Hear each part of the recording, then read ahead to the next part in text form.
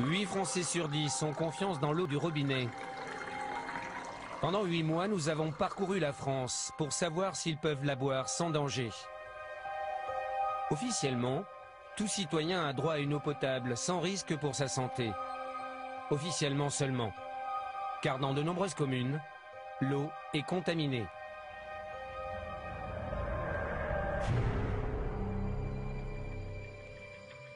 Partout en France, les distributeurs ajoutent de l'aluminium dans l'eau pour la rendre plus limpide.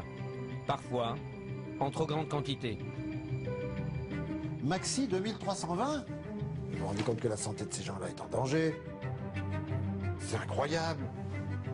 Vous avez envie, vous, d'avoir une maladie d'Alzheimer? Ben, pas moi. L'aluminium favoriserait la maladie d'Alzheimer.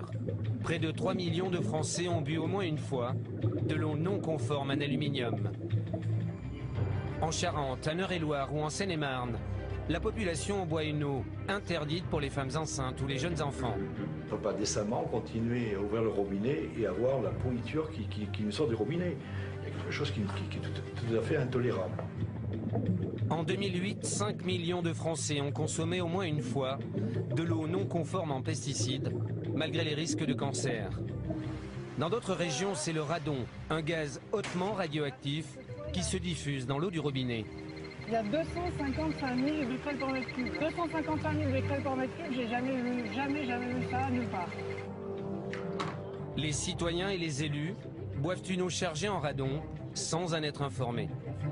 On n'a jamais eu d'analyse de radon, en tout cas qui nous ont été communiqués, et on n'est absolument pas au courant de ces résultats. Le radon est cancérigène, mais la France ne mesure pas sa présence dans l'eau. Une nouvelle menace vient aussi d'être identifiée. Sans le savoir, les Français boivent une eau qui contient des médicaments. En Normandie, dans le centre, en Charente, en Île-de-France ou en Auvergne, nous avons recueilli les preuves de ces pollutions. Nous les avons présentées aux compagnies de l'eau. Enfin, c'est des trucs, ça ne doit pas sortir de la maison, ça. C'est pas des documents publics. Hein. Ce truc-là, là. Et vous avez quelqu'un en interne qui vous a donné ça. C'est pas des documents. Voilà, d'ailleurs, c'est un document interne. Nous avons aussi interpellé l'État, censé protéger notre santé. Est-ce qu'on peut couper l'émission? On coupe l'émission. Voilà, c'est tout. 40 millions de Français boivent régulièrement l'eau de leur robinet. Plongés à nos troubles dans ce produit alimentaire et ses poisons cachés.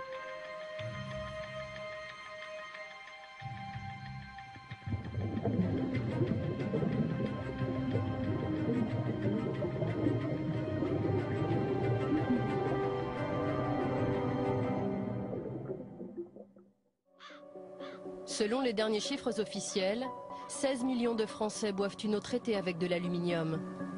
D'après de nombreux scientifiques, cette substance est dangereuse pour leur santé. Pendant 20 ans, Guy Berton a travaillé sur l'aluminium. Comme des centaines de scientifiques dans le monde, cet ancien directeur de recherche au CNRS a étudié la toxicité de ce produit sur les hommes. Voici les résultats d'une étude australienne sur les souris qu'il vient de recevoir. On a réussi à créer la maladie d'Alzheimer en administrant de l'aluminium. Donc, quand même, c'est quand même là la forte présomption. Là, c'est une autre étude, canadienne cette fois-ci.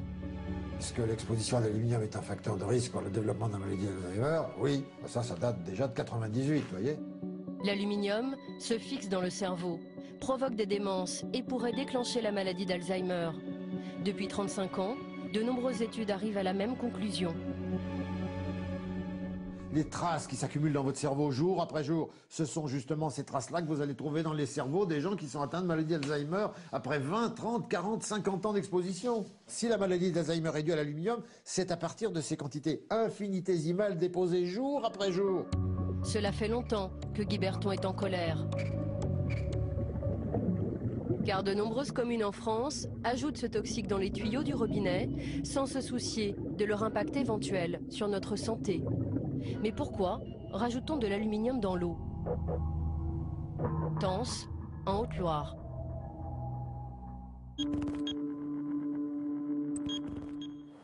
C'est une petite rivière qui prend naissance dans cette vallée.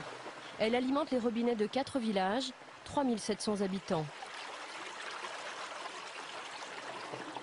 Thierry Moulin est fier de l'eau de sa rivière, sans aucune trace de pollution, qui alimente sa station de traitement. Donc on est à l'origine des ruisseaux, donc on n'a pas de pollution chimique, pas de pollution industrielle, très peu de pollution agricole, pratiquement nulle, puisque c'est quand même un milieu rural où l'agriculture n'est pas intensive. Donc les problèmes de goût sont minimes. Voilà. Le seul problème de cette eau saine, c'est au moment des intempéries. L'eau se charge en boue, elle devient trouble. Ça nous provoque une coloration de l'eau qui est très difficile à traiter, même après décantation et après filtration. L'eau peut être un peu colorée. Jaune, marron. Voilà, elle est colorée, légèrement jaune. Et les abonnés, évidemment, ne sont pas très heureux d'avoir une eau distribuée, donc colorée. C'est dans cette station de traitement qu'on rend l'eau plus limpide. Le principe, utilisé par Thierry Moulin et le président du syndicat des eaux, est le même depuis 30 ans. Ça s'appelle la floculation au sulfate d'aluminium. Voici le bac qui contient le produit chimique. Oui, on a 3200 litres et ça nous fait à peu près une année de fonctionnement. Voilà, si vous en mettez sur les doigts, ça vous rend les doigts un petit peu râpeux. Donc il y a quand même une agressivité du produit. L'aluminium est injecté dans l'eau et capte les particules de boue en suspension. Mais il est très difficile à doser. Alors donc on utilise cette pompe doseuse, donc. Oui. Il faut doser le plus juste possible pour avoir une floculation correcte et éviter des dépassements en aluminium. Chaque matin, l'employé de la station analyse la présence d'aluminium dans l'eau pour vérifier s'il n'y a pas de dépassement de la norme fixée par l'Europe, 200 microgrammes par litre. Voilà, on avoisine pratiquement les 100%, donc ça veut dire qu'en aluminium, on est à zéro, pratiquement zéro. Donc ça veut dire qu'en aluminium, en sortie de station, on n'a pas d'aluminium. Donc là, c'est une bonne analyse. C'est qu'on est bien, quoi, voilà, pour le moment. Voilà. Aujourd'hui, l'eau est de bonne qualité, mais c'est loin d'être toujours le cas. L'eau de cette station de traitement dépasse parfois jusqu'à 4 fois la norme aluminium. Voici les analyses des autorités sanitaires pour l'année 2009. Et je voyais qu'il y avait quand même pas mal de dépassements en aluminium. On a des dépassements, oui. Parce que je voyais là, sur 10 analyses, vous avez quand même 6 fois des dépassements de normes, en fait. Et ces dépassements, vous en connaissez depuis un peu toujours, en fait Oui, c'est... Depuis tout le temps, pratiquement, on a eu ces problèmes de dépassement. Ouais. Sur l'aluminium, il y a quand même des chercheurs qui disent qu'il peut y avoir un lien entre les sels d'aluminium dans l'eau, en trop forte quantité, et la maladie d'Alzheimer. Oui, ça, je ne connais pas le problème, c'est possible. Oui. Vous en avez jamais entendu parler? Non. À Tence, dans la principale commune desservie par la station de traitement, le maire Jean Digonnet est-il informé de ces fortes teneurs en aluminium? On voit assez souvent des dépassements justement de la norme aluminium. Ces dépassements ne l'inquiètent pas plus que ça, car il reçoit des informations très rassurantes de la DAS, l'autorité qui contrôle la conformité de l'eau dans chaque département. Et en conclusion, qu'est-ce qu'ils mettent il faut le lire, Président. Réseau fiable, haute qualité sanitaire et satisfaisant. Oui, ça ne les empêche pas de vous dire que vous avez une bonne eau. Ah oui, voilà. Mais la DAS vous a jamais parlé de ça, de l'étude qui avait... Non. Pourquoi la DAS de la Haute-Loire ne s'inquiète-t-elle pas de cette eau trop chargée en aluminium? L'explication se trouve dans un autre village du même département. À Saint-Prégé-d'Allier, les dépassements sont encore plus importants. En 2008, les 180 habitants ont même bu une eau qui a dépassé jusqu'à 11 fois la norme en aluminium.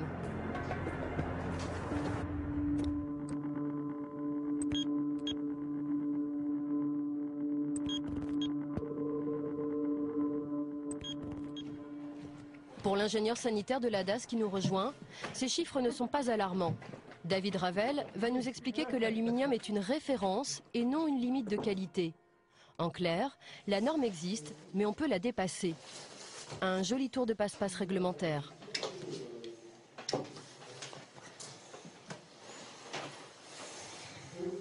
Là, par exemple, effectivement, on a 936 microgrammes par litre en aluminium.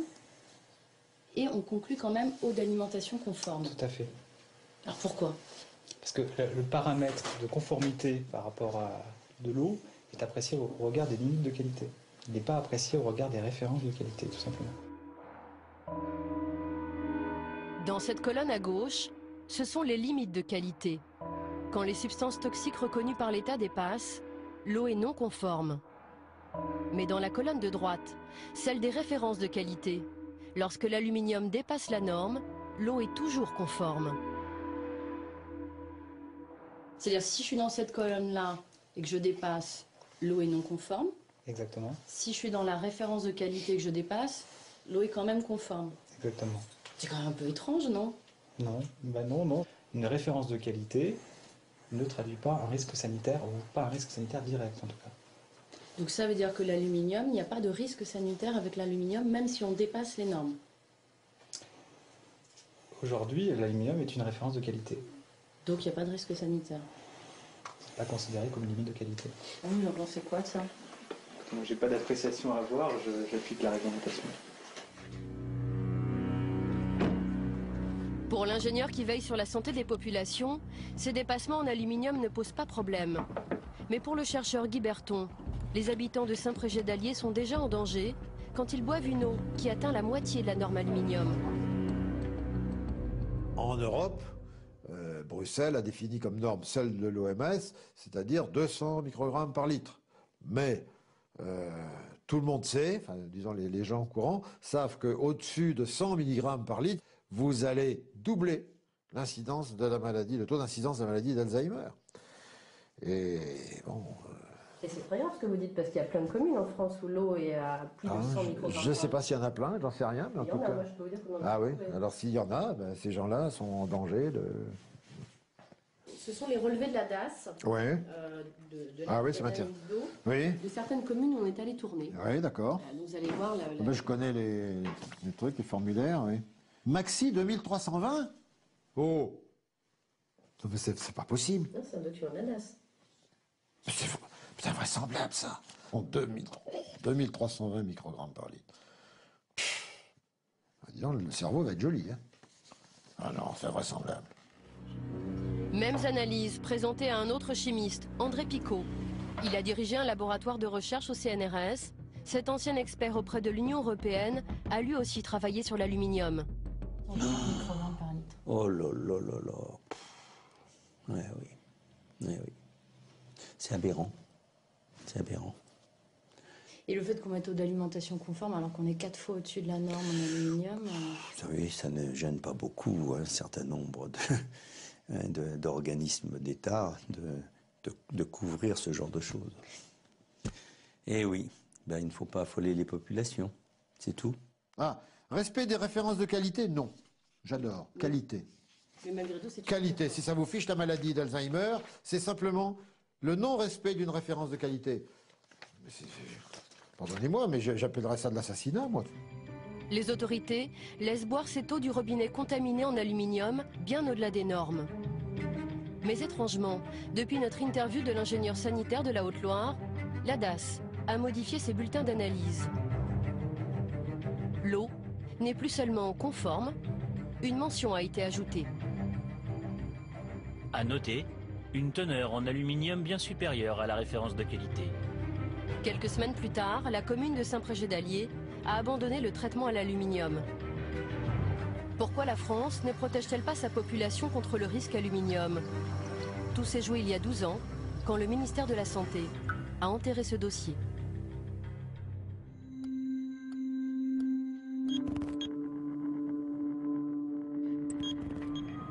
En 1998, une équipe épidémiologique de Bordeaux travaille sur la maladie d'Alzheimer.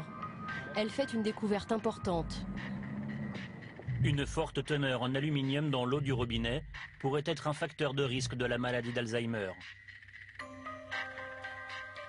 C'est Jean-François Dartigues qui a supervisé cette étude. Elle a été publiée par son équipe à l'INSERM, un institut de recherche qui dépend du ministère de la Santé. Ses conclusions étaient formelles. L'aluminium multiplierait par 2 le risque de la maladie d'Alzheimer. L'exposition à un taux d'aluminium dans l'eau d'adduction supérieur à 100 microgrammes par litre était associée à un risque majoré de maladie d'Alzheimer, un risque à peu près augmenté de 50%. 100 microgrammes par litre, c'est la moitié de la norme actuelle. Cette information fait l'effet d'une bombe et les gros titres de France Soir. Le 14 octobre 1998, ce journaliste publie l'information. Voilà l'article qu'on avait sorti à l'époque, donc avec les déclarations de Jean-François Dartigues et d'un certain nombre de scientifiques. Enfin bon, ça a été donc l'explosion immédiate. Lorsque Roger Langlais contacte Jean-François Dartigues, le chercheur est catégorique sur ses résultats. J'ai appelé Dartigues, celui qui dirigeait l'unité de recherche. Et puis, donc à l'époque, il se montrait très naturellement convaincu. Il disait, ça fait 2 ans qu'on vérifie nos résultats, donc on ne va pas encore les vérifier.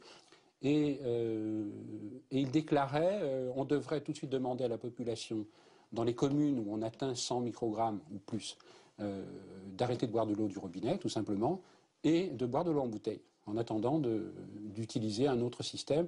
Et tout de suite, la préconisation, évidemment, de cesser de traiter l'eau du robinet avec de l'aluminium. Et vous dit ça à l'époque? Il me dit ça à l'époque, c'est vraiment très clair. Voilà. Il n'y a pas la moindre ambiguïté, il n'y a pas le moindre doute.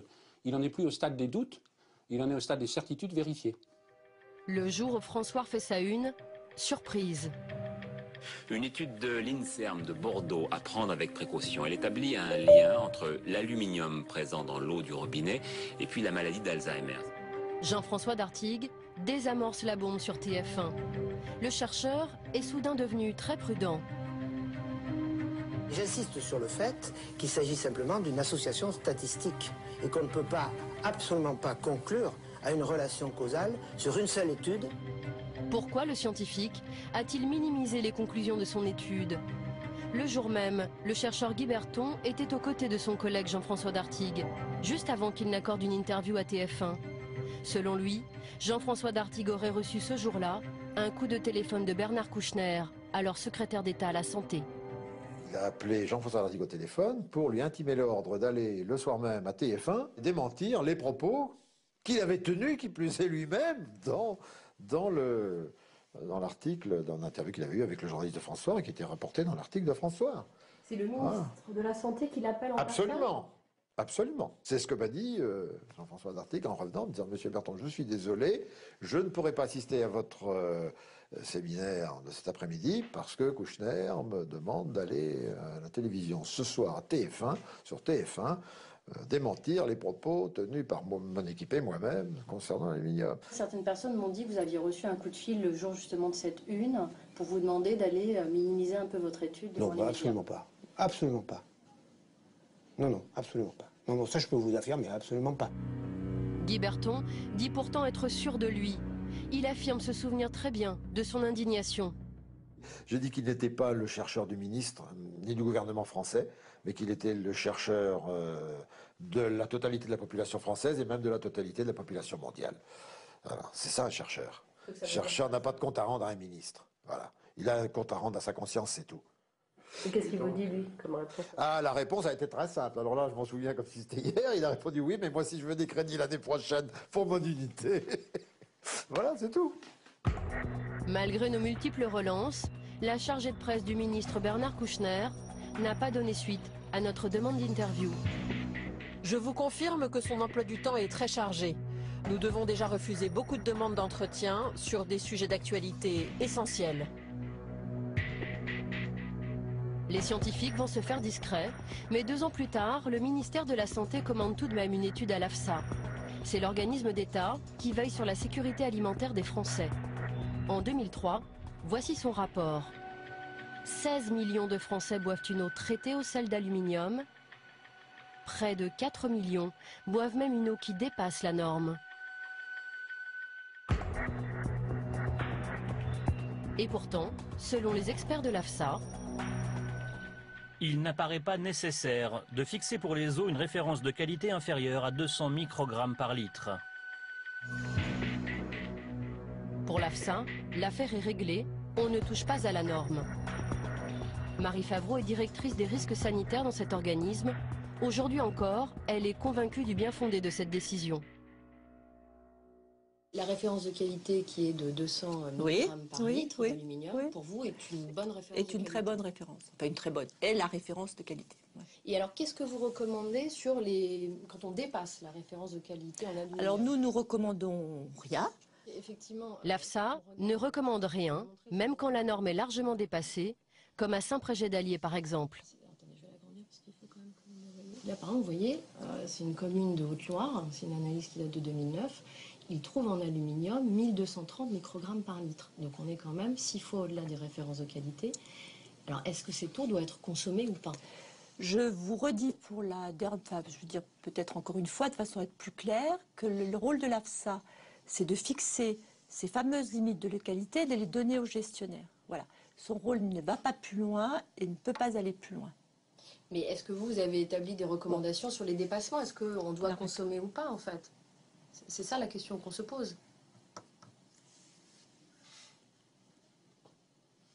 L'attaché de presse intervient. Sophie, je pense qu'hier, on n'aborde pas les questions de la gestion. Ça, c'est le gestionnaire. Oui, mais c'est savoir quelles recommandations on a sur les dépassements de référence de qualité, en fait.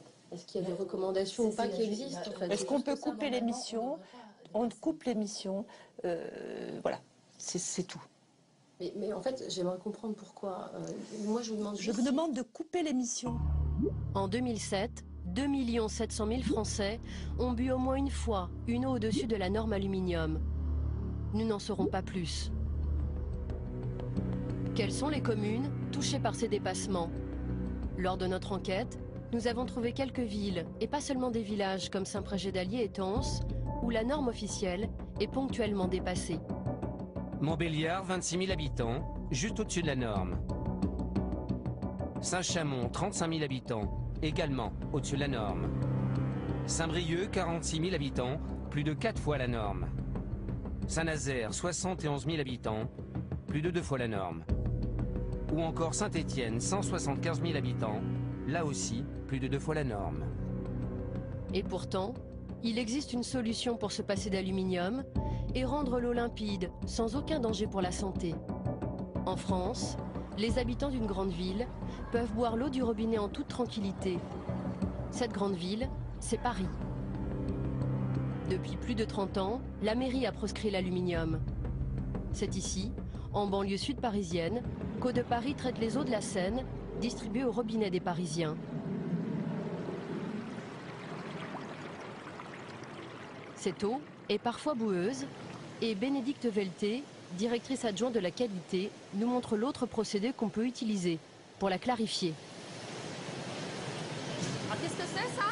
Alors ça c'est du chlorure ferrique, c'est un réactif qu'on ajoute à l'eau pour faire la coagulation de l'eau, c'est-à-dire éliminer les particules qui sont en suspension dans l'eau. Et le chlorure ferrique c'est donc totalement inoffensif pour l'être humain? Ah oui, le chlorure ferrique est complètement inoffensif pour l'être humain. Ici, on utilise le chlorure ferrique parce que la ville de Paris avait souhaité avoir une teneur en aluminium excessivement faible dans l'eau du robinet. Et donc, Haute-Paris ne peut pas utiliser les sels d'aluminium afin de respecter en permanence une teneur en aluminium très très basse dans l'eau du robinet de Paris.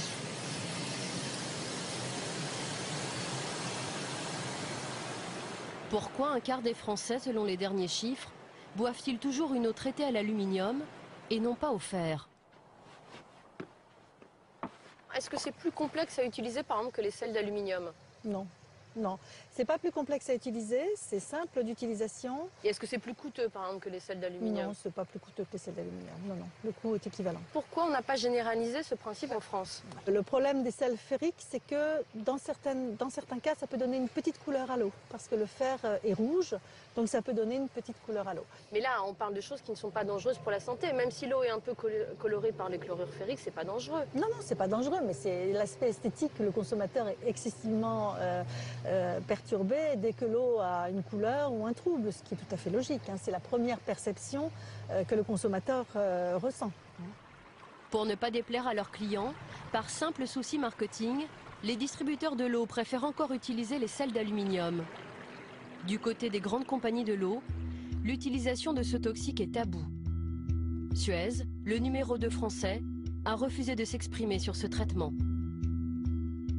C'est quand même un procédé qui est encore utilisé chez Suez. Oui, mais oui, c'est un procédé qui est utilisé, mais comme partout. Donc aujourd'hui, nous, on ne s'exprime pas sur ce sujet-là, quoi. Enfin, nous, aujourd'hui, on nous a dit, aucun intérêt de parler sur ce sujet, quoi. Pour nous, c'est un non-sujet. Veolia, le numéro 1 mondial, qui vend de l'eau à 24 millions de Français, a accepté de nous recevoir, mais sans connaître les informations dont nous disposons. Nous nous sommes procuré un rapport interne de l'entreprise sur la qualité de l'eau. Il date de 2003. Voici ce qu'il préconise. Gérer le risque médiatique à propos de la maladie d'Alzheimer. Ce document indique noir sur blanc que Veolia a distribué une eau qui ne respecte même pas la norme aluminium à 1 100 000 Français. Chez Veolia, Boris David a été mandaté pour nous répondre. Cet hydrogéologue est tout de suite mal à l'aise quand on prononce le mot aluminium. Les sels d'aluminium, c'est largement utilisé dans vos usines de traitement?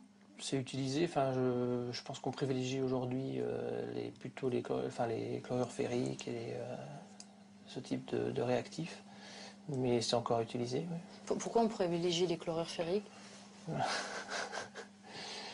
Je sais bien où vous voulez en venir sur les problèmes des résidus d'aluminium dans l'eau, c'est ça Oui, parfois il y a des dépassements de normes. Ouais. Il me semble qu'on les utilise toujours. Maintenant, bon, on respecte les normes. Enfin, à ma connaissance, il n'y a pas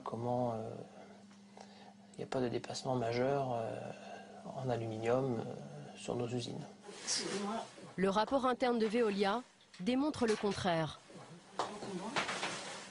J'ai un document sur la qualité de l'eau, c'est un document qui date de 2003.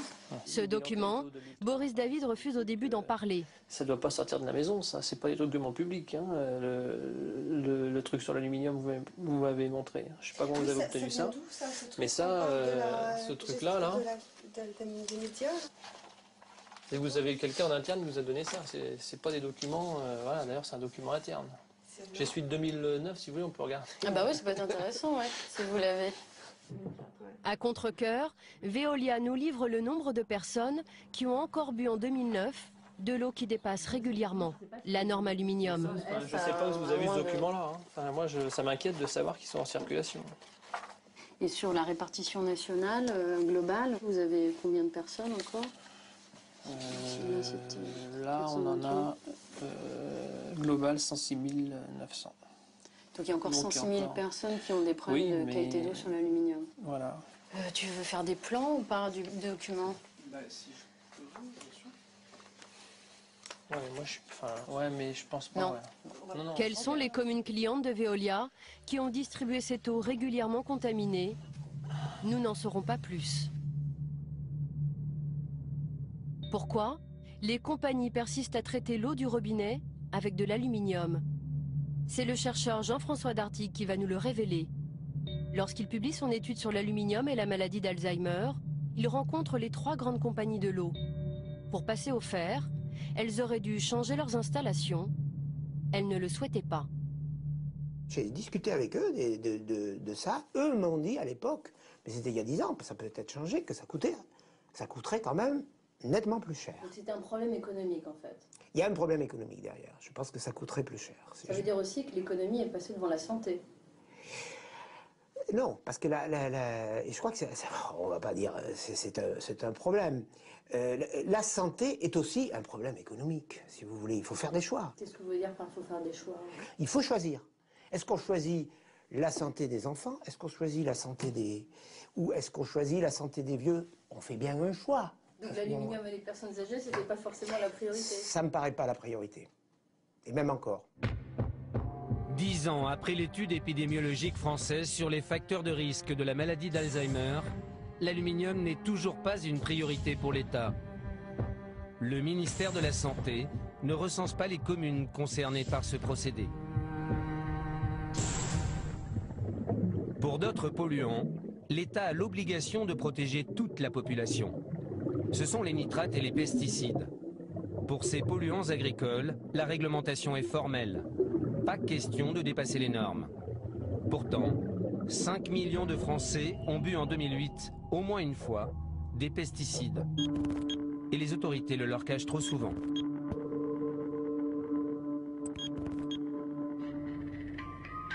En Eure-et-Loire, écouter la radio vous rappelle qu'ici l'agriculture a depuis longtemps contaminé les réserves d'eau.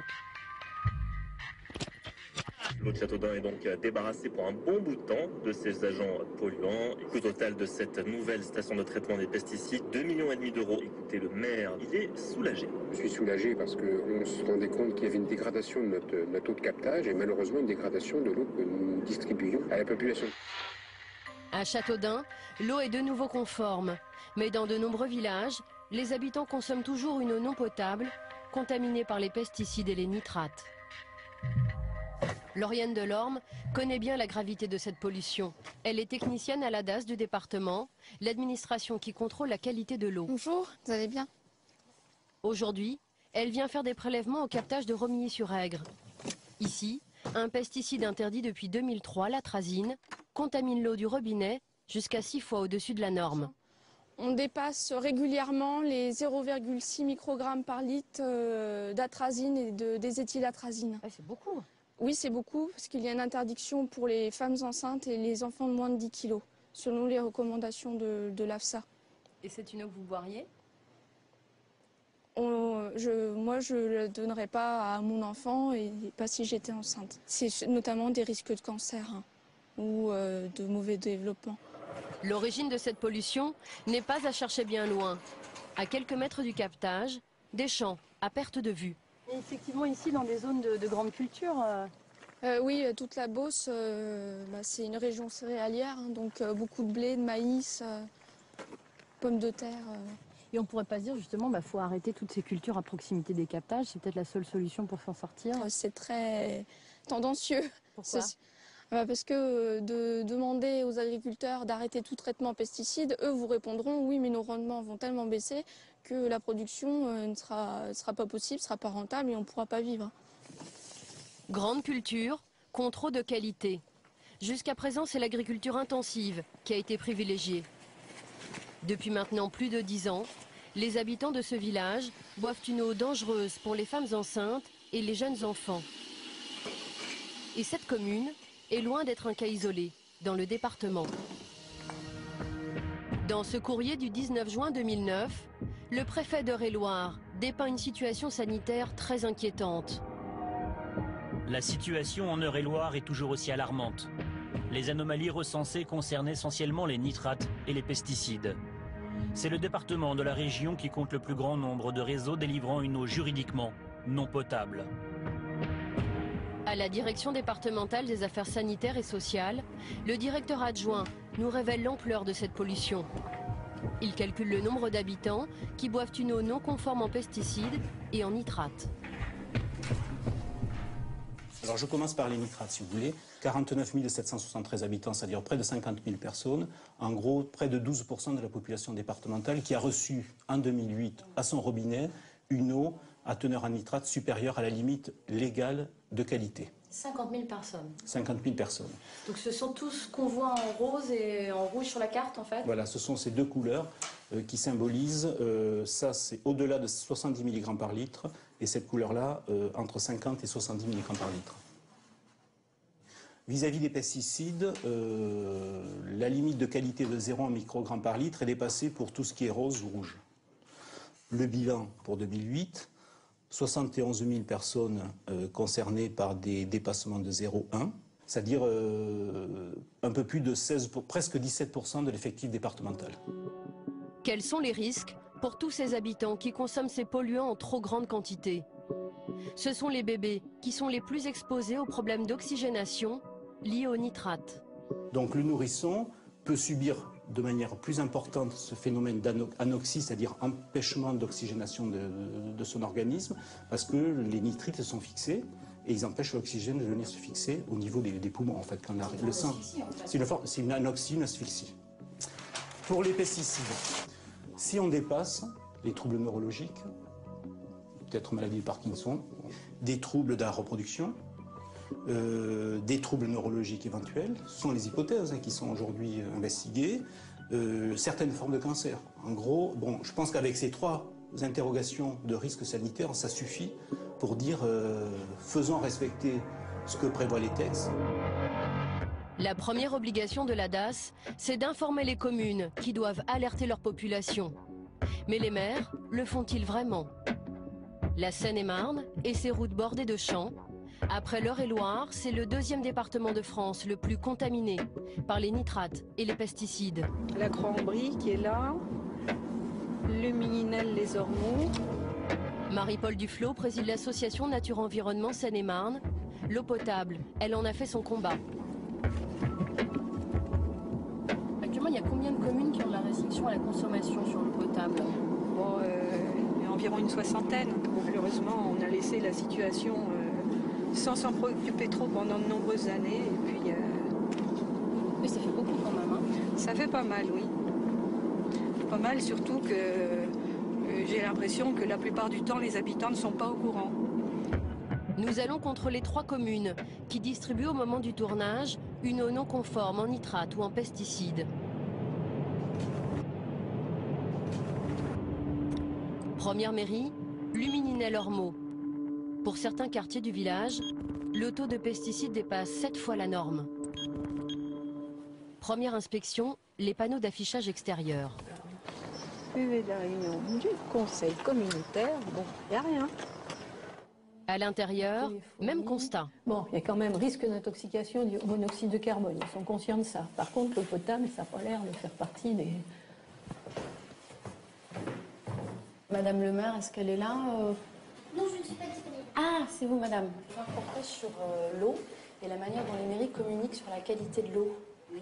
Vous prenez un rendez-vous parce que moi, aujourd'hui, je n'ai pas le temps. D'accord, mais c'était juste pour savoir pourquoi ça n'était pas affiché alors que c'est une obligation de mairie d'afficher. C'est affiché en principe dans les mairies. Bah oui. Donc voilà, c'est pas là aujourd'hui, c'est pas de chance. D'accord. C'est pas de chance. Mais Donc pour les citoyens, c'est pas de chance. Oui, mais aujourd'hui, je n'ai pas le temps. Sympathique. Ouais, très sympathique. Ce qui s'appelle se faire jeter. Deuxième commune, Gatun. L'eau est au-dessus de la norme de 50 mg par litre pour les nitrates et 6 fois plus pour les pesticides. Bonjour. Je suis Sophie Le Gall, je suis journaliste pour France 3. Oui.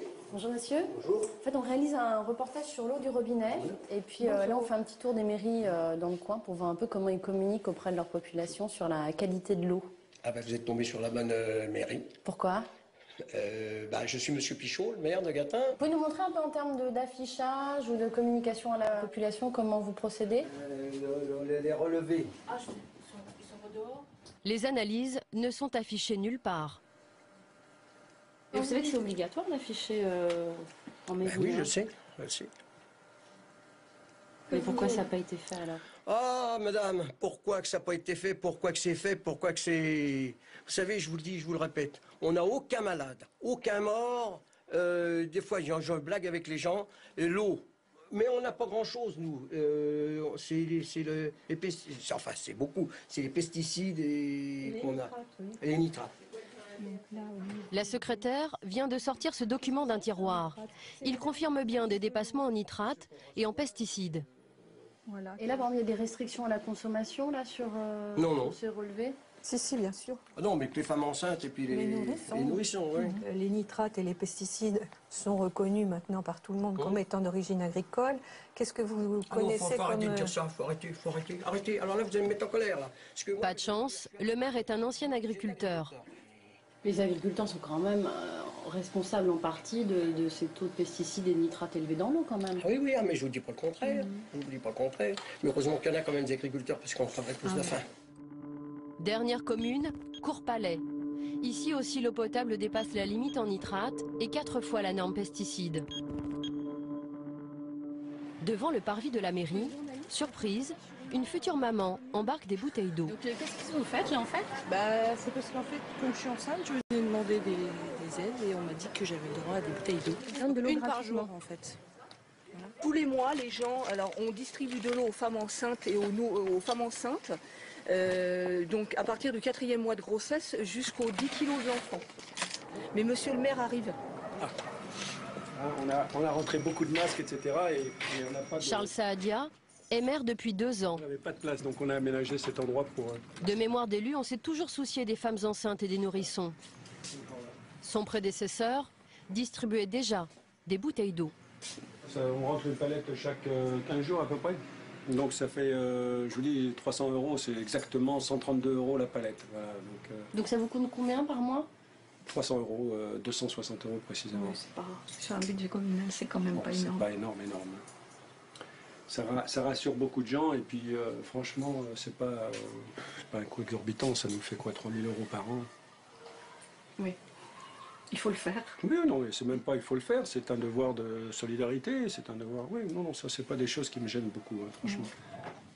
En tout, sur les 5 communes testées lors du tournage, une seule informe sa population et protège les femmes enceintes et les nourrissons. Voilà. Au revoir, bonne continuation. Au revoir, monsieur. Au revoir. Retour en Eure-et-Loire. Face à l'ampleur du désastre, les autorités sanitaires locales ont enfin décidé de réagir. Aujourd'hui, le directeur adjoint de la DAS du département a rendez-vous avec des élus d'un village qui connaît de gros dépassements en nitrates et pesticides. Jean-Claude Guéral a imaginé un nouveau moyen pour faire pression sur les maires. Tant que l'eau ne sera pas potable, ils ne pourront plus construire de lotissements. Le raisonnement a été assez simple, c'est de dire dès lors que l'eau n'est pas potable, c'est déjà ennuyeux pour la population actuelle et l'État fait pression sur les élus pour améliorer la situation. Mais il n'y a aucune raison pour qu'on laisse venir des populations nouvelles. Ça suffit, l'effectif concerné est déjà assez important, ça suffit comme ça, c'est pas la peine d'aggraver le processus. Jean-Claude Guéral est accueilli par le maire, également agriculteur, qui est un peu tendu. Allez-y, rentrez, on va vous laisser ouvrir. Les 10 logements qu'il espérait construire sont pour l'heure compromis. La sous-préfète, Anne Laparre-Lacassagne, s'est aussi déplacée pour faire passer le nouveau message de l'État aux élus dépités. Je trouve que c'est quand même un peu dommage qu'on ait mené une réflexion qui date, je ne sais pas depuis combien de temps que ça date cette réflexion, depuis 1 an et demi, peut-être 2 ans, qu'on ait mené toute cette réflexion-là, qu'on arrive à cette proposition-là au concret, et puis qu'aujourd'hui qu'on nous dise que c'est pas possible. Donc c'est un peu dans cet esprit-là, enfin dans cette interrogation-là, qu'on demande à la DAS et à l'État des explications. Voilà. Ce qui est normal. D'emblée, l'État va mettre les points sur les i. On cumule les inconvénients puisqu'on a à la fois des dépassements de qualité vis-à-vis des nitrates, qui sont importants, qui datent depuis plus de 15 ans, et surtout en matière de pesticides. C'est-à-dire on rencontre ici des situations de concentration comprises entre 0,4 et 0,6, c'est-à-dire 4 à 6 fois la limite de potabilité. Donc l'État ne souhaite pas du tout qu'on crée des lotissements en extension dès lors que la question de l'eau n'a pas été réglée, quoi. On se fait quand même un peu guillotiner là, je trouve. On est un petit peu... bon, il y a un mode d'exploitation qui a fait qu'on est dans cet état-là aujourd'hui, mais on faisait ça avec la bénédiction de l'État. Vous savez, tous les pesticides qui se retrouvent dans la nappe, et c'était des produits homologués, donc on n'était pas hors la loi. C'est pas moi qui vote les lois, c'est pas moi qui écris les règlements. Oui. On est juste payé pour les faire appliquer ici. Et on les fait pas trop appliquer parce que sinon on aurait été plus rigoureux depuis plus longtemps. On a été extrêmement patient pendant un certain nombre de temps. Et là maintenant, la qualité et la situation du regard de l'eau est telle qu'on n'a plus le choix.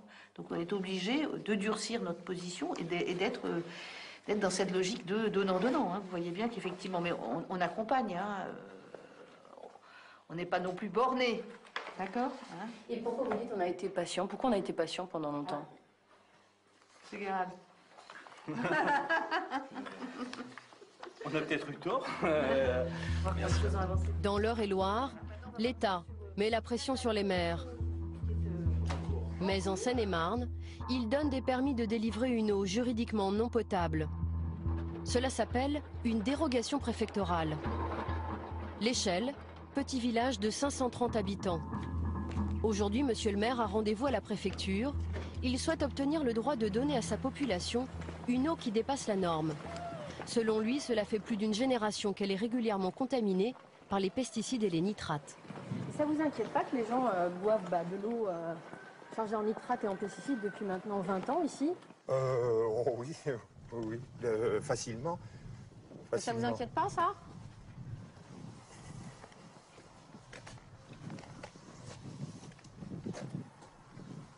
Je sais pas. Je sais pas quoi vous répondre là, mais c'est vrai que bon, c'est des années et des années que c'est comme ça. Pour décrocher une dérogation de 3 ans, les maires doivent s'engager à régler leur pollution de l'eau. Mais la commune d'Edmond-Caluzny a déjà obtenu une première dérogation et rien n'a été fait. Pendant la première dérogation, non, il n'y a pas eu de travaux de fait parce que il y a plusieurs communes concernées et puis c'était beaucoup de discussions pour pouvoir élaborer ce projet. Donc c'était pas tellement concret, si vous voulez.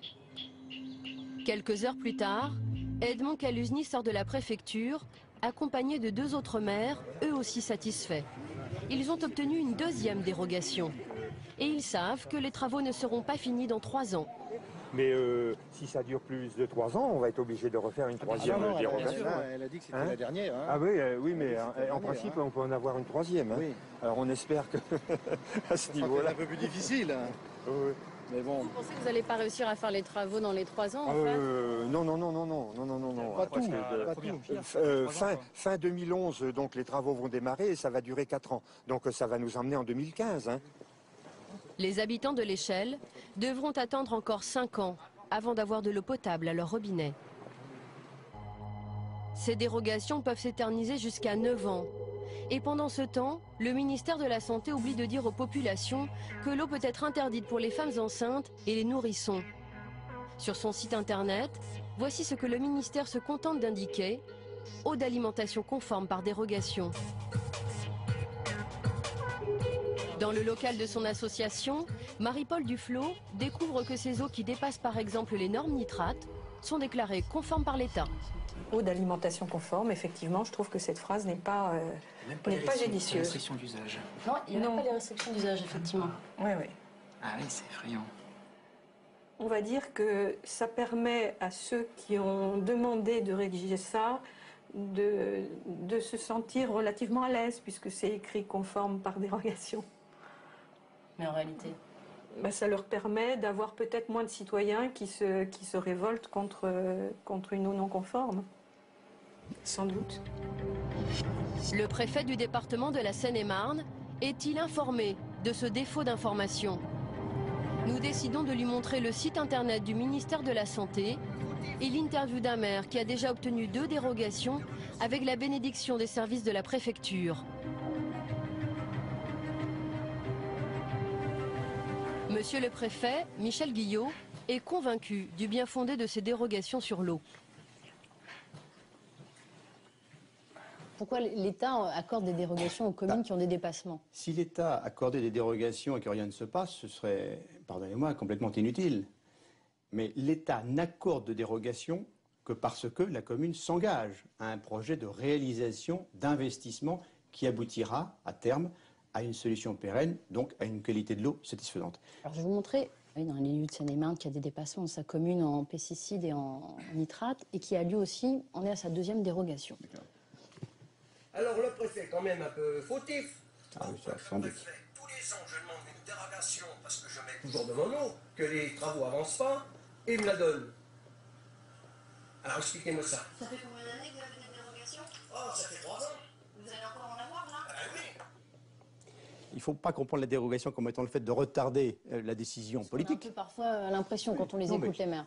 Quelques maires, encore une fois, voyez un certain nombre... J'aurais pu autant présenter d'autres qui disent « mais oui, on est d'accord, ça ne nous arrange pas, mais le préfet a raison de nous obliger à... » C'est comme ça. En Seine-et-Marne, 106 communes, 20% des mairies du département sont toujours sous dérogation. Pourquoi l'État n'alerte-t-il pas la population dont le préfet a la responsabilité?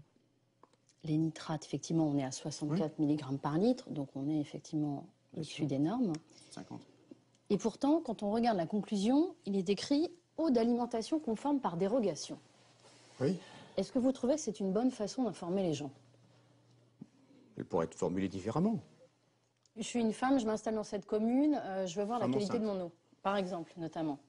Je vois eau d'alimentation conforme par dérogation. Je me dis donc j'ai une eau qui n'a pas de problème.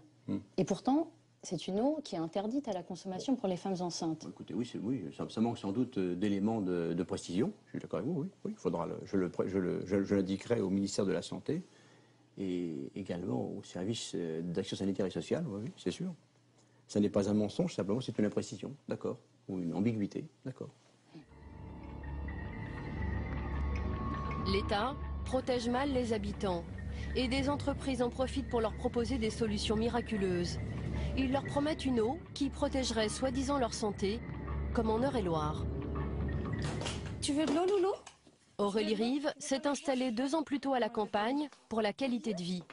Cette maman découvre alors que l'eau du robinet est non conforme en nitrate et 2 fois au-dessus de la norme pour les pesticides. Merci. Cette situation la préoccupe car elle a 2 enfants en bas âge, dont Lauric, 1 an.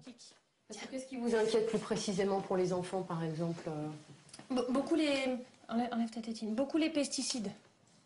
Les pesticides parce que pour les... Voilà. Pour les petits... Pour les petits garçons, surtout... je sais que surtout pour les jeunes enfants, c'est dangereux. Et puis, pour se dire, on boit de l'eau du robinet et puis on sera en bonne santé, on va pas être malade parce qu'on décide de boire l'eau du robinet, quoi. Malgré tout, Aurélie donne de l'eau du robinet à son fils, mais filtrée, car elle s'est équipée d'un appareil qui traite l'eau. Donc en fait, on a installé un calibrodénitrateur. Ça purifie l'eau, ça enlève nitrate, pesticides et calcaire. Alors, on avait possibilité d'avoir 2 réglages, comparaison Volvic ou Evian. Ce qu'on a fait, on a opté pour Evian, c'est parce qu'on nous a précisé que quand on mettait ce genre d'appareil, qu'on choisissait ces dosages, on pouvait utiliser l'eau pour les biberons des enfants. Aurélie et sa famille ont acheté cet appareil lorsqu'un commercial est venu les informer de la mauvaise qualité de leur eau. Voilà, ça c'est le dossier de la société qui nous a vendu le calibrodénitrateur. Il avait un tableau complet sur toutes les communes et la commune de Trizay-les-Bonnevalles était dans son tableau et c'est là qu'il nous a montré l'étude exacte, les chiffres exacts de la commune. Et ça vous a coûté combien? Alors, 3 000 €. 3 000 €. 3 000 €. Oui. C'est quand même un sacré investissement, 3 000 €. C'est un gros budget qu'on a financé, nous, par un petit crédit sur quelques années. Mais oui, effectivement, c'est un bon gros budget. Cette entreprise qui démarche les particuliers en leur garantissant une eau de qualité, tient-elle ses promesses? Nous avons fait analyser l'eau du calibrodénitrateur.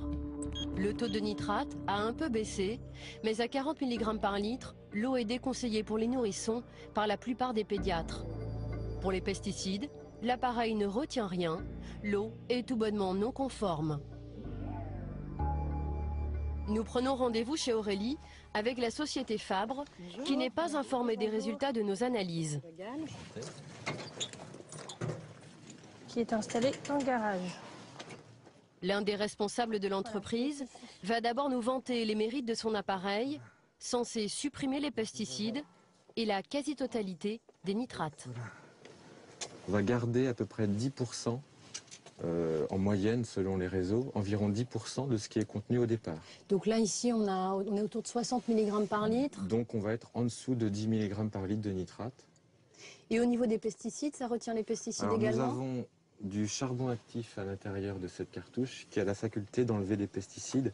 On est à 0,18 microgrammes par litre, donc le calibrodénitrateur peut traiter. Pas de chance pour l'entreprise, nos analyses démentent totalement ces belles paroles.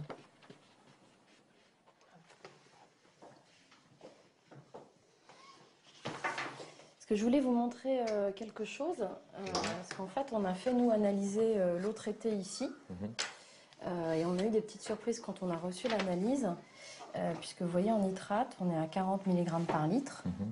Donc, non mais attendez, là. C'est quoi votre truc? Vous vous plaignez que ça marche pas et vous amenez une télé pour ça? Nous, on a fait des analyses sans savoir ce qu'on allait trouver. Non mais là, je peux pas vous répondre comme ça. Parce que vous me disiez qu'on devait tomber en dessous de 10 à peu près. Là, on est à 40. C'est obligatoire de tomber en dessous de 10 sur un appareil bien réglé, bien entretenu, qui fonctionne comme il faut. Et pourtant, on est à 40. Oui. Donc c'est que ça marche pas. C'est que ça marche pas suffisamment bien. Je suis entièrement d'accord. L'eau est non conforme aux yeux de la loi. Cette eau-là est non conforme. Ça, c'est les pesticides, ça? Voilà. Ce que vous non, il voyez n'y a là, pas de conclusion. Ce que vous voyez là, c'est l'atrazine. Aurélie découvre elle aussi les résultats et la mauvaise qualité de l'eau qu'elle donne à ses enfants. Et si vous voulez, la norme en France, c'est 0,1.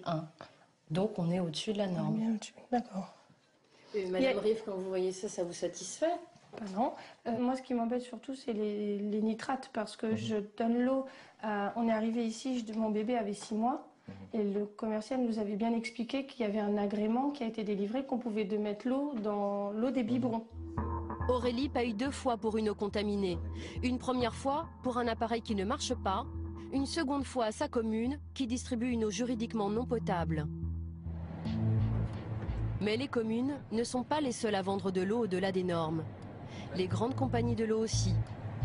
Voici par exemple les analyses de 5 communes de la Seine-et-Marne sous dérogation préfectorale qui dépassent les normes nitrates ou pesticides. C'est Veolia, le numéro 1 mondial, qui commercialise cette eau. Ce géant de la distribution contrôle pourtant tous les jours la qualité de son produit. Ça commence par la saveur. Voici ce que les laborantines doivent détecter dans l'eau.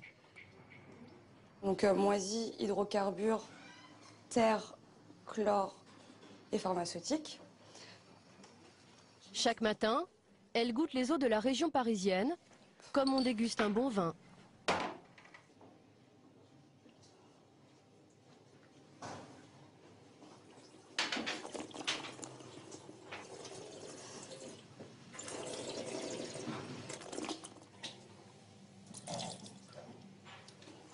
Néant. Aujourd'hui, rien à signaler. Et est-ce qu'on peut détecter comme ça, par exemple, la présence des nitrates ou des pesticides? Non. Non, on ne peut pas. Là, c'est vraiment juste... c'est une analyse sensorielle, donc du coup, on ne peut pas savoir réellement ce qu'il peut y avoir dans l'eau. On peut juste déterminer effectivement s'il y a une odeur ou une saveur, mais pas plus. C'est-à-dire qu'on peut avoir une eau finalement qui a un bon goût mais qui est de mauvaise qualité ou inversement. Voilà. Bactériologiquement aussi, des fois elles sont bonnes en saveur mais pas bactériologiquement et vice-versa. Le goût n'a donc rien à voir avec la qualité sanitaire de l'eau. François Enguéhart dirige ce laboratoire de Veolia où sont analysées les propriétés bactériologiques ou chimiques de l'eau du robinet. Voilà, bon, peut-être on va commencer ici. Donc, au centre d'analyse environnementale, on analyse environ 200 000 échantillons tous les ans. On ne verra pas d'atrazine, mais... Ici, on analyse notamment l'atrazine, ce pesticide qui contamine le plus souvent l'eau du robinet. Quand vous trouvez régulièrement, par exemple, de l'atrazine ou un autre pesticide dans une eau, Oui. qu'est-ce que vous faites? Alors nous, on est laboratoire, donc nous, on l'analyse et on le dit à l'exploitant. Après, ce qui est possible de faire, effectivement, ça va être de mettre en place un traitement complémentaire sur l'usine. Mais de nombreuses communes, approvisionnées par Veolia, n'ont pas d'usine de traitement. Nous avons mis le doigt sur un dossier sensible. Aussitôt, le chercheur le signale à son directeur et au service de presse. On va poser des questions sur est-ce qu'il y a des villes, est-ce qu'il y a des villes où il y a un réseau de l'atrazine, tout ça. Est-ce qu'il y a des collectivités où il y a de l'atrazine. T'en prends un nom? Non. C'est la vérité, oui. Alors, j'ai de la com et de la presse, vous commencez à nous parler de vérité, alors on est dans la merde. Pourquoi Veolia distribue une eau trop chargée en nitrate ou en pesticides à certains de ses abonnés? L'hydrogéologue Boris David va d'abord tenter de le minimiser. Il y a des communes en France dont vous occupez où on voit quand même des dépassements réguliers en pesticides ou en nitrates depuis plusieurs années. Comment ça se fait que le problème n'ait pas été traité?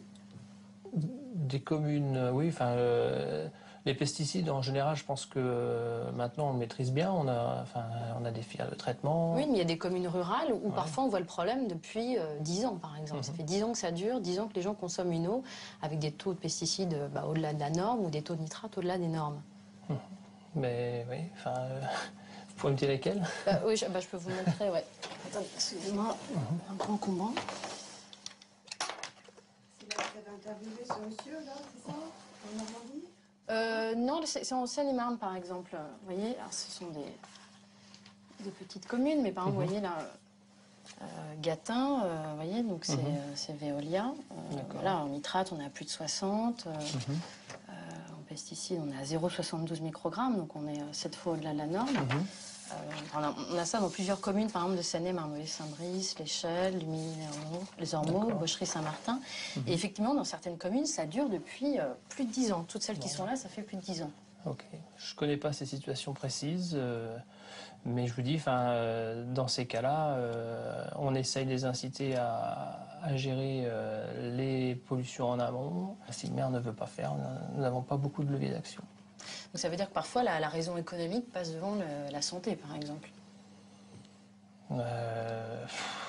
Oui, on peut voir comme ça. Ouais. Les travaux incombent aux mairies, mais d'autres compagnies de l'eau ont été condamnées pour avoir vendu une eau non conforme. En Charente, une poignée de citoyens a réussi à faire condamner un géant de l'eau.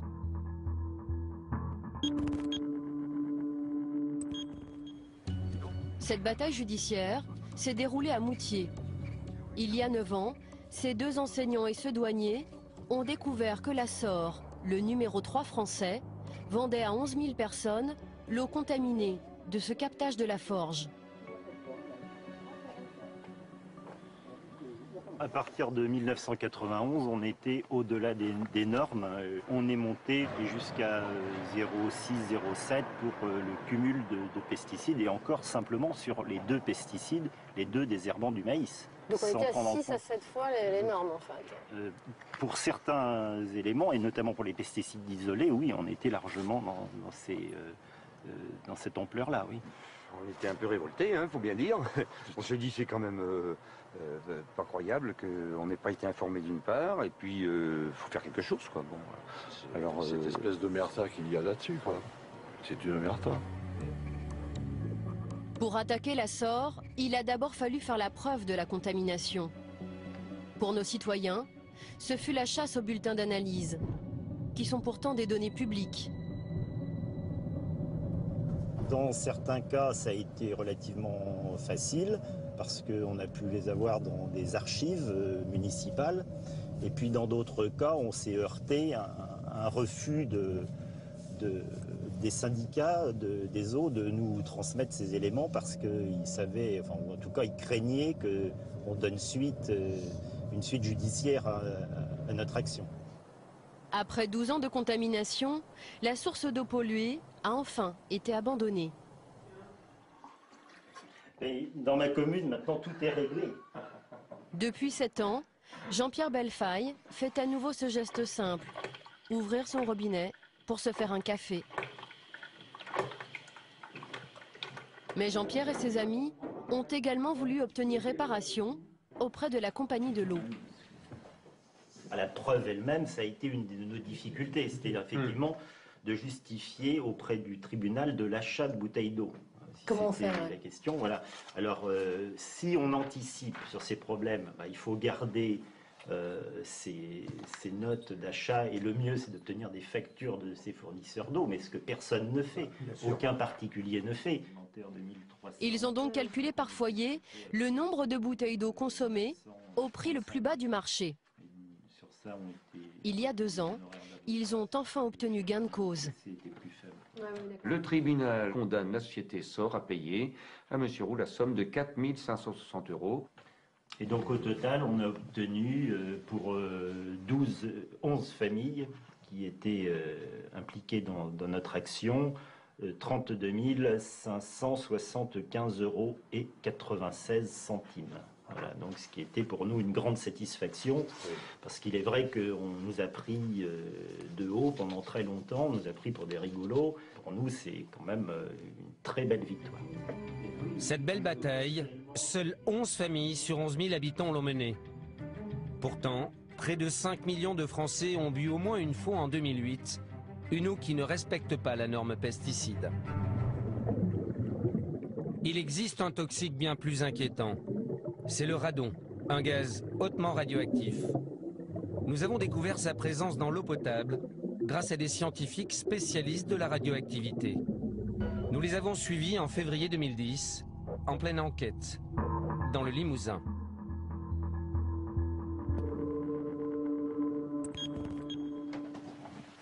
Bruno Charéron est ingénieur en physique nucléaire. Il dirige le laboratoire indépendant de la CRIRAD, un organisme agréé par l'État et spécialisé sur la radioactivité. Aujourd'hui, sous une pluie battante, il se rend au captage de Saint-Sylvestre. Le responsable local de la SOR, qui distribue l'eau, et son attaché de presse l'accompagnent. L'ingénieur de la CRIRAD va rechercher la présence du radon, un gaz radioactif dégagé par les sols granitiques et présent dans l'eau. C'est moi qui vous ouvrirai la porte, par contre, si c'est possible. Donc là, vous n'entrez pas dedans tant qu'on n'a pas fait la vérification. La première mesure du radon dans l'air du captage va lui prendre 10 minutes. En attendant, Bruno Charéron explique les risques de ce gaz aux responsables de la source.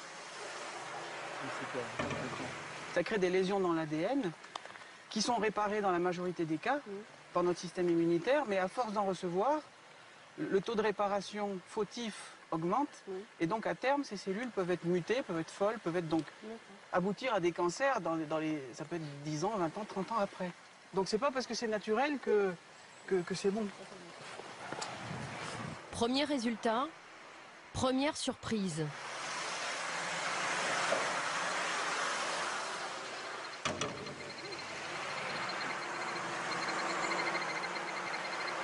Alors, il y a quand même 27 000 becquerels par mètre cube, alors qu'on est juste à l'entrée, quoi. Dans les écoles, par exemple, la norme à ne pas dépasser est de 1000 becquerels. C'est beaucoup ? Ah bah 27 000 becquerels par mètre cube, c'est pas tous les jours qu'on mesure ça quand même. Hein. Oui, c'est vraiment beaucoup. C'est-à-dire que... Devant ces chiffres alarmants, les employés de la SOR vont désormais se tenir à l'écart de notre caméra et du captage. Donc ça, c'est un masque. Là, c'est obligatoire, là. Bah oui, parce que vraiment, la concentration en radon est vraiment très importante. 27 000 becquerels par mètre cube, c'est vraiment très élevé. Tout comme notre caméraman, Bruno Charéron s'équipe dorénavant d'un masque à charbon actif pour réaliser une seconde mesure, plus précise encore, de la radioactivité. Est-ce que vous sentez que c'est un peu plus dur de respirer? Bon. Oui. C'est bon? Seconde mesure, énorme surprise.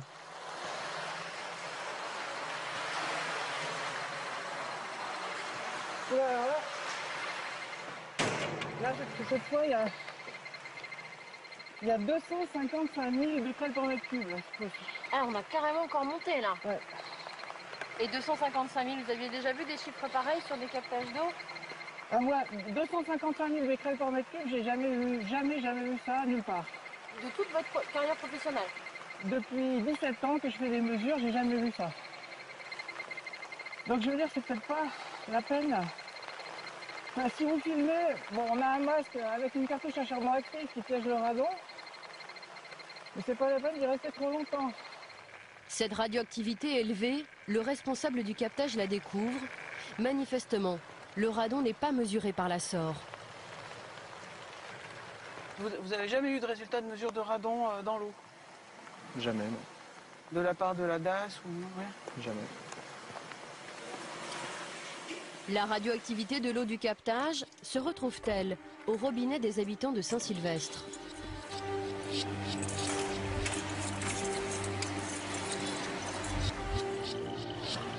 Avec Christian Courbon, un autre technicien du laboratoire de la CRIRAD, nous nous rendons chez une habitante du village, Viviane Sinclair. Bonjour. Cela fait 4 ans qu'elle vit ici avec ses 2 enfants. C'est pour une analyse d'eau, c'est bien ça? Je pense à 1 litre là pour avoir suffisamment de masse. Christian Courbon prélève 5 litres d'eau pour faire une première mesure au radiamètre.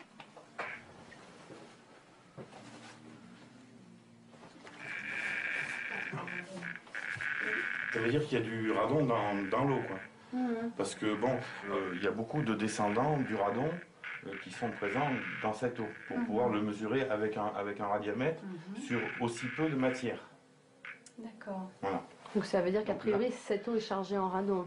Il y a un marquage clair, voilà. Vous, cette eau, vous la buvez?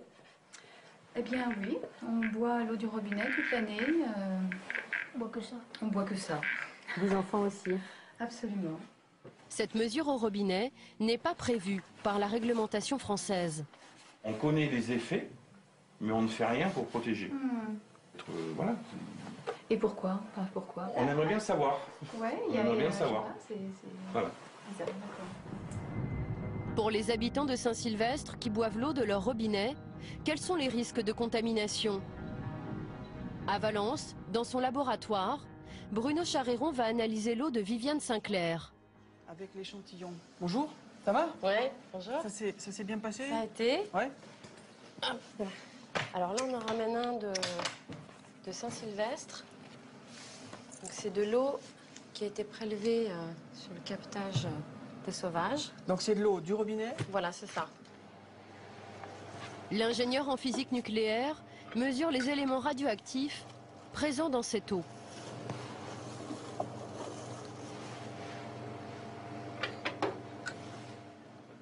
Et voici ce qu'il trouve en radon.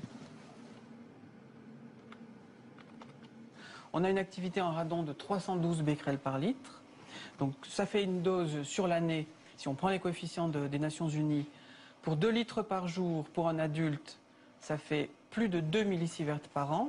Et pour un très jeune enfant, un nourrisson, qui consomme 33 centilitres par jour, ça fait 3 millisieverts par an. En clair, cette eau devrait être interdite à la consommation. 3 millisieverts, c'est 30 fois plus que la limite de radioactivité pour l'eau potable. Il y a une irradiation interne d'un certain nombre d'organes en fonction du trajet du radon dans le corps. Donc ça va concerner aussi bien l'estomac, les reins, le foie. Une partie du radon peut même atteindre la moelle osseuse. Pourquoi cette eau radioactive est-elle malgré tout distribuée? Tout simplement parce que la réglementation française fait l'impasse sur la radioactivité du radon. Les analyses réglementaires qui sont demandées pour les eaux potables comprennent un certain nombre de contrôles, sauf le radon 222, c'est-à-dire ces pics-là, qui sont pourtant dans beaucoup d'échantillons d'eau souterraine, en particulier dans les régions granitiques, qui sont les principaux contributeurs à l'irradiation des personnes qui vont boire cette eau. En avril 2010, le laboratoire a écrit à la ministre de la Santé. Il a demandé que la France mette en place une norme sur le radon dans l'eau, comme le recommande la Commission européenne depuis 2001. En Haute-Vienne, nous allons découvrir que les autorités sanitaires n'ignorent pas la présence du radon à la sortie du robinet. Jean Jaouen, ingénieur sanitaire à la DAS, va d'abord se montrer rassurant. Il présente une des analyses que ses services ont réalisées à Saint-Sylvestre. L'eau est potable? L'eau est potable et répond aux normes et aux exigences de qualité. Pourtant, en regardant de près ce document, l'eau du robinet contient de l'uranium, du radium et du polonium. Leur radioactivité dépasse la limite de 0,1 millisieverts imposée par les autorités européennes. Ah, c'est quand même supérieur alors à la norme? C'est supérieur, mais c'est compris entre 0,1 et 0,3 millisieverts. Et selon l'interprétation de l'autorité de sûreté nucléaire, l'eau peut être distribuée en état s'agissant d'une petite installation. On n'est pas vraiment tous égaux alors?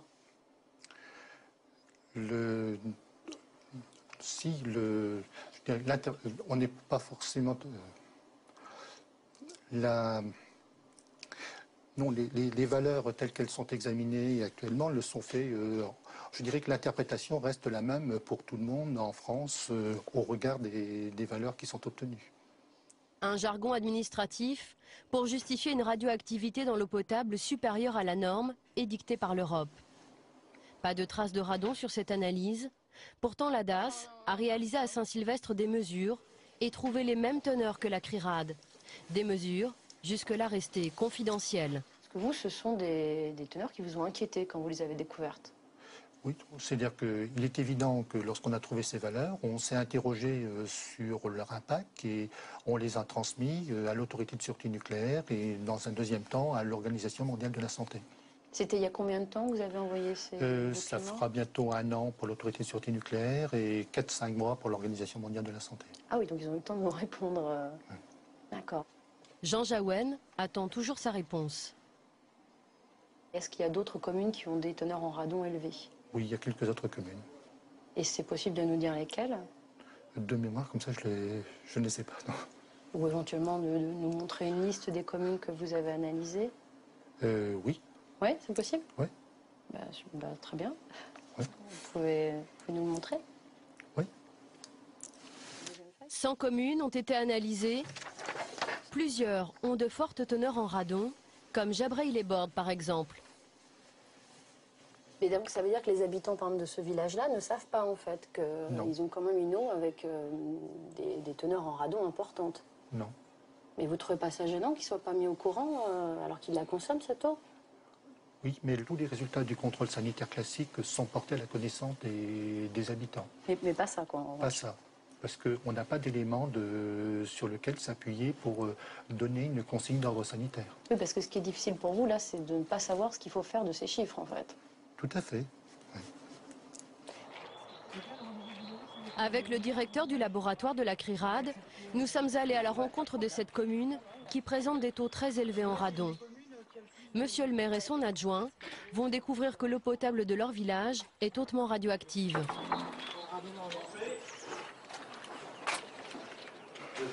Alors ce que je voulais simplement vous montrer, ce sont des analyses qu'on a récupérées en fait à la DAS de Haute-Vienne, qui concernent en fait le radon. Ce sont des autres communes ici. D'accord, donc on fait partie des communes en plus enfoncées, si je comprends bien. Oui, effectivement, on fait partie des communes où il y a un taux de radon très important. D'accord. Et on doit s'inquiéter de ce chiffre? Est-ce que vous déjà vous avez été informé de ces chiffres? Absolument pas, du tout. Non, nous on a des analyses de radioactivité qui sont faites une fois tous les 4 ans par captage en fait. Mais non, on n'a jamais eu d'analyse de radon, en tout cas qui nous ont été communiquées, et on n'est absolument pas au courant de ces résultats. Voilà. Et comment ça se fait qu'ils fassent des analyses dans votre commune et qu'ils ne vous informent pas alors que vous êtes les élus de cette commune? Bah écoutez, c'est pas à nous qu'il faut c'est pas à nous qu'il faut poser cette question. Je pense que c'est plutôt à eux, effectivement. Moi je trouve ça un petit peu curieux.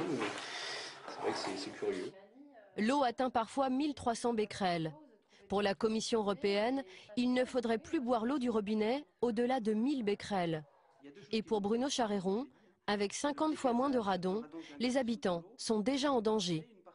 Il suffit d'avoir dans l'eau seulement 20 becquerels de radon par litre pour dépasser la dose qui est recommandée à ne pas dépasser pour la boisson. Et comment on peut éliminer le radon? Donc pour éliminer le radon, il y a le fait de faire circuler de l'air, de brasser cette eau avec de l'air extérieur qui est peu chargé en radon, pour forcer l'eau à dégazer son radon. Et puis il y a des systèmes de filtration, par exemple à charbon actif. Mais bon, c'est pas simple. Hein. C'est vrai que moi je suis prêt à faire tout, on est prêt à faire tous les aménagements possibles sur le réseau d'eau pour être dans les normes, pour être quoique dans certaines limites. Mais il n'y a aucun problème, mais c'est que derrière il faut le financer et nous on ne peut pas le financer. À Jabrail-les-Bordes, le maire est désemparé. À Saint-Sylvestre, un habitant a reçu 10 jours plus tôt les analyses de la CRIRAD. Depuis, Vincent Defaille et sa famille ne boivent plus que de l'eau en bouteille. Alors ça, c'est tout votre stock d'eau? Une petite partie, puisqu'on va faire les courses samedi, donc on en rachètera d'autres. Mais bon, c'est le stock d'eau en priorité pour les enfants. L'eau de la cantine aussi, elle a du radon, donc sur le coup, on a donné des petites bouteilles d'eau à nos enfants, ce qui n'était pas facile pour la cantinière, pour tout le monde, et puis même pour les enfants eux-mêmes, puisque pourquoi nous, on ne boit pas de l'eau, elle n'est pas bonne l'eau, plein de questions. C'est les seuls enfants qui avaient ces petites bouteilles? Bah oui, et puis là, en fait, on continue, mais bon, on se rend compte que, voilà, celle du milieu nous a dit, bah non, moi ça m'énerve de boire de l'eau en bouteille, donc je fais comme les autres. Tous les soirs, Vincent fait l'inspection des cartables de Léonie, 5 ans, et Edgar, 7 ans. Lorsqu'il découvre des bouteilles presque pleines, ce père de famille ne peut s'empêcher d'angoisser.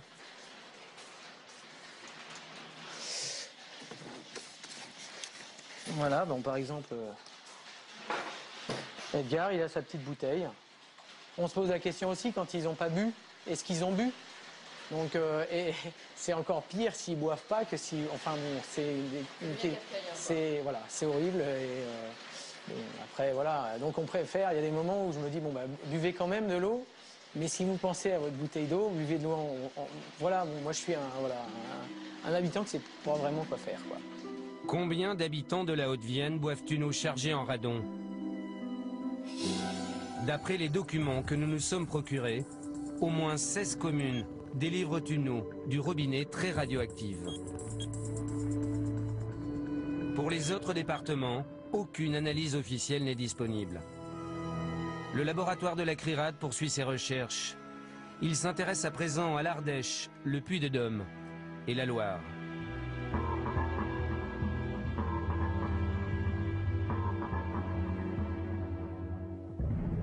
Il existe une pollution de l'eau encore plus méconnue.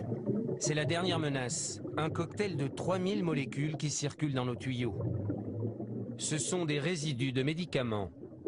Les Français sont les plus gros consommateurs européens de médicaments. On les retrouve dans l'eau depuis quelques années, mais on ignore encore les effets sur notre santé.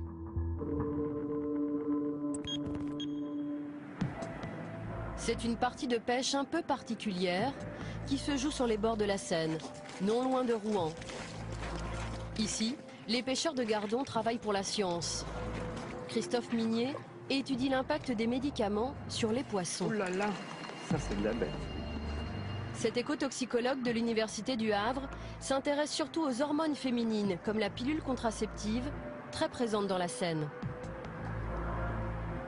Les personnes prennent la pilule, la métabolisent, l'éliminent via les urines, elle se retrouve dans les stations d'épuration. L'un n'est pas totalement éliminé et finalement dans le milieu. Ça se retrouve comme ça dans la Seine Dans la Seine, dans nos poissons. C'est un mâle. Ces chercheurs s'intéressent surtout aux mâles et à leurs testicules. Voilà les deux testicules du gardon que je viens de prélever et qu'on va analyser. Ce qu'on a pu constater, nous, c'est que justement certaines protéines qui sont normalement exclusivement femelles, eh bien on les trouve dans le plasma des mâles. Hein, ce qui montre une féminisation d'une population d'individus mâles. Les poissons se féminisent, en partie à cause des hormones féminines. Un peu partout dans le monde, les scientifiques font le même constat. Gardons, moules ou goujons pourraient être menacés de disparition. Si on se réfère à d'autres études qui ont été menées, mais cette fois-ci dans des milieux particuliers, dans des milieux fermés, dans des lacs, eh bien, les Canadiens ont pu publier qu'en contaminant pendant 3 ans avec uniquement la pilule contraceptive avec des niveaux qui sont comparables aux nôtres, eh bien, en 7 ans après, la population a disparu. La féminisation des poissons ne se voit pas à l'œil nu. Depuis 13 ans, Christophe Minier observe leurs testicules au microscope. En 1998, en disséquant un chevenne, il est tombé sur un spécimen inquiétant. J'ai une image assez extraordinaire parce qu'on voit un testicule ou une partie d'un testicule de chevenne ici, qui est apparemment plutôt normal. Ce qui est très très particulier, c'est que sur ce testicule est en train de se développer un ovaire. Et on voit typiquement là, au grossissement que c'est vraiment des tissus connectés et que c'est bien un ovaire qui est, avec ses différents ovocytes ici, qui est en train de se développer sur le testicule. Dans certains fleuves ou rivières, ces mâles qui se féminisent sont loin d'être une exception. Nous, dans les sites pollués, on a de 4 à 40% de poissons intersexués. C'est beaucoup. C'est beaucoup. Les Anglais ont eu des sites jusqu'à 100% intersexués. Nos rivières et nos fleuves ne charrient pas que des hormones. Ils sont devenus une pharmacie à ciel ouvert. Le docteur Joël Spirou a remonté le fil de l'eau. Sa recherche l'a mené à la sortie des eaux usées de l'hôpital de Rouen et de ses 8000 malades. Comme partout en France, ces rejets ne sont pas traités. Toutes les eaux usées passent par là, donc à la fois les water et puis les lavabos, etc. Tous les bains, enfin tous les rejets liquides du CHU et du centre Becquerel, du centre de traitement contre le cancer, arrivent ici, sont collectés ici avant d'être répartis dans la circulation de l'agglomération. Les urines et les selles des malades véhiculent plus de 3000 molécules, la gamme complète de nos médicaments. Le docteur Joël Spirou a recherché et trouvé une trentaine d'entre eux. Des antiépileptiques, des antidépresseurs, des laxatifs ou encore des antidouleurs que la pharmacie centrale délivre tous les jours à ses patients. Donc ici par exemple, vous avez le Demla patch par exemple. C'est quoi ça? Donc ça c'est un antidouleur en fait qu'on pose en patch avant de faire des injections éventuellement. Là vous avez du spasmo injectable. Donc ça c'est pareil, c'est un antispasmolytique. Ça fait partie des classes thérapeutiques qu'on a retrouvées dans les effluents du CHU, ce qui est normal puisque les patients qui les consomment les éliminent d'une façon ou d'une autre. Donc ça veut dire que voilà, il y a une problématique de santé environnementale à évaluer de façon sérieuse. À Rouen, l'hôpital n'est pas le seul à rejeter des médicaments. Les 550 000 habitants aussi. Que deviennent les 3000 molécules qui s'accumulent dans les eaux usées? Elles sont acheminées dans cette station d'épuration. Ici encore, le docteur Joël Spirou a réalisé des analyses. Une fois traitée, l'eau contient toujours les résidus des médicaments. On retrouve entre 70 et 80% des médicaments qu'on a retrouvés à l'entrée de la station d'épuration. C'est une preuve, s'il en fallait une, que ces stations d'épuration ne sont pas prévues, elles n'ont jamais été prévues pour retenir les résidus médicamenteux. Par exemple, le tramadol, on s'aperçoit que par an, on laisse repartir 78 kilos d'antalgiques dans la Seine. Alors, me direz-vous, 78 kilos, c'est pas grand-chose, mais c'est pour un bassin de population relativement restreint. Et pour une seule molécule. Et pour une seule molécule, et si on rapportait ça à toute la France, ça peut être colossal. Et le plus soucieux, c'est qu'on ne sait pas le devenir de cette molécule dans l'environnement. Tous les ans, la station de Rouen rejette des milliers de kilos de médicaments dans la Seine pour 30 molécules analysées seulement. Et l'eau de la Seine, comme les autres fleuves de France, alimente nos robinets. Cela commence à préoccuper les autorités. Depuis octobre 2009, des scientifiques collectent à Nancy des échantillons d'eau en provenance des 4 coins de la France. Ils travaillent pour l'AFSA, l'agence de l'État qui surveille notre sécurité alimentaire. C'est près de 600 points de prélèvement qui arrivent ici au laboratoire, qui viennent de tous les départements français. On a environ entre 2 et 5 points de prélèvement par département. Et là, à titre d'exemple, vous avez des cartons qui proviennent des départements 71, 72, 74. Donc là, ce sont les départements qui viennent d'être prélevés aujourd'hui. Dans le laboratoire, les scientifiques recherchent depuis quelques mois les 40 médicaments les plus consommés en France.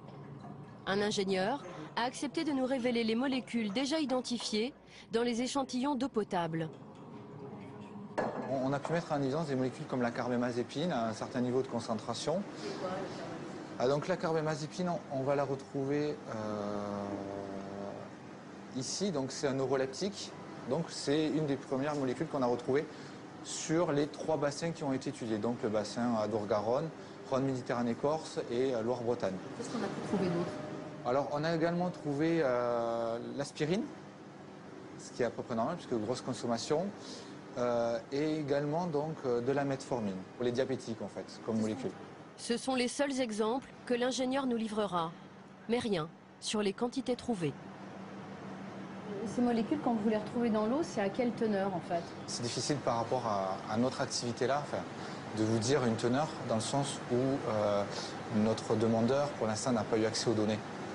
C'est un ordre de grandeur, hein, c'est oui, non, mais l'ordre de grandeur, c'est, enfin voilà, je peux pas vous dire parce que pour l'instant, on sait qu'on a retrouvé un certain niveau, mais ce niveau-là, il faut le confirmer, il faut le valider, et il faut l'être sûr parce que vous imaginez derrière les associations de consommateurs qui vont nous dire attention, vous avez dit que vous aviez trouvé que 100, et si on a le malheur de trouver dans une autre traitée 300 ou 400 nanos, admettons, imaginons, ils vont dire ah oui, vous aviez dit que vous aviez que 100. Donc, vous avez peur que ça affole les gens en fait. Voilà. Les résidus de médicaments peuvent-ils nous rendre malades? Cet été, l'État recevra les résultats de cette étude nationale qu'il a commandée. Il connaîtra alors la quantité de médicaments que les Français boivent un peu partout sur le territoire. Les autorités sanitaires informeront-elles la population? Seul le ministère de la Santé a la réponse à cette question.